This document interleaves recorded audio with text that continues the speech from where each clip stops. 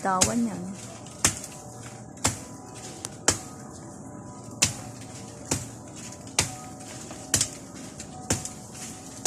Ayan, dandahan. Huwag mo nang anuhin. Dandahanin mo para yung bagsak dandahan din.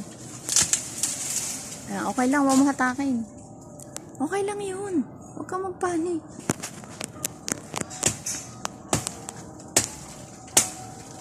Okay na yung pawa mo ng pati din. Okay na sana yun eh. Gawa. Tabasin yung ano, patola. Yan, huwag mong tabasin dyan. Malis ka na dyan. Ito nang malaki. Eh sige, aalis ako pag mababagsak na. Ha, dito ko hahatakan sa atin. Ako ang taga-ano.